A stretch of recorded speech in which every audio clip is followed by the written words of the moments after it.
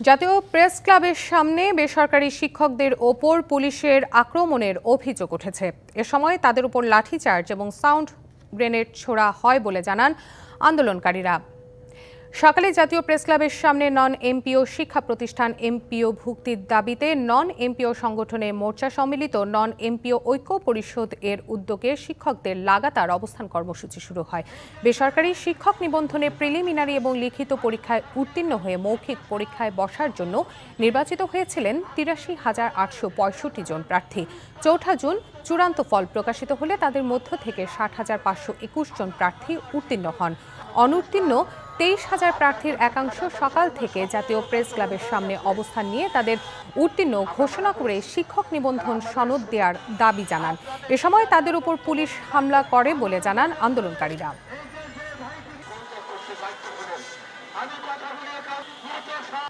এ বিষয়ে আরও জানতে জাতীয় প্রেস ক্লাবের সামনে থেকে যুক্ত হচ্ছেন সহকর্মী শাহ ইমন। ইমন, পরিস্থিতি এখন কেমন দেখছেন আমাদেরকে জানাবেন।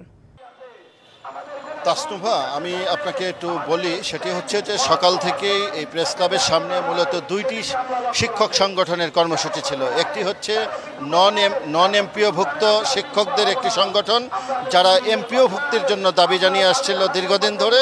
কয়েকদিন ধরেই তারা এখানে অবস্থান নিয়ে তারা কর্মসূচি পালন করছে। এখনও তারা এই মুহূর্তে প্রেস ক্লাবের সামনে তারা অবস্থান কর্মসূচি পালন করছে। সম্মিলিত নন এমপিওভুক্ত ঐক্য পরিষদের ব্যানারে তারা এমপিওভুক্তের দাবি জানিয়ে আসছে, তারা এখানে অবস্থান করছিল।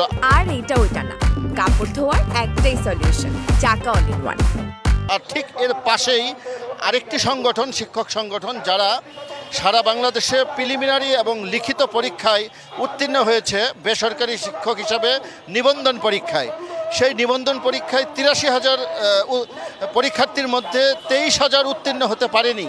সেই ২৩,০০০ শিক্ষকের যারা নিবন্ধনে উত্তীর্ণ হতে পারেনি, তাদের দাবি হচ্ছে যে তারা একটা অংশ এখানে আন্দোলন করছিল, তারা মূলত এখানে রাস্তা অবরোধ করেছিল। তাদের দাবি হচ্ছে যে তারা যে ২৩,০০০ শিক্ষক নিবন্ধন হতে পারেনি প্রিলিমিনারি এবং লিখিত পরীক্ষায় তারা অংশ নিয়েছে, তাদের কথা হলো যে যেহেতু আমরা অংশ নিয়েছি সেহেতু আমাদের একটি সার্টিফিকেট দিতে হবে। এই সার্টিফিকেটের দাবিতে মূলত তারা এখানে অবস্থান করে রাস্তা বন্ধ করে দিয়েছিল। এক পর্যায়ে পুলিশের সাথে পুলিশে বাধা প্রয়োগ করলে রাস্তায় যান চলাচল স্বাভাবিক করার জন্য পুলিশ চেষ্টা করছিল, তখন তাদের সাথে ধাওয়া পাল্টা দেওয়া এবং তাদের লাঠিচার্জ করে এবং সাউন্ড গ্রেনেড নিক্ষেপ করে তাদেরকে রাস্তা থেকে হটিয়ে দেয় এবং তারা এই মুহূর্তে রাস্তা থেকে সরে গিয়েছে এবং বিচ্ছিন্নভাবে তারা প্রেস ক্লাবের আশেপাশে ছড়িয়ে ছিটিয়ে আছে। তবে এই মুহূর্তে যান চলাচল আবার স্বাভাবিক হয়েছে।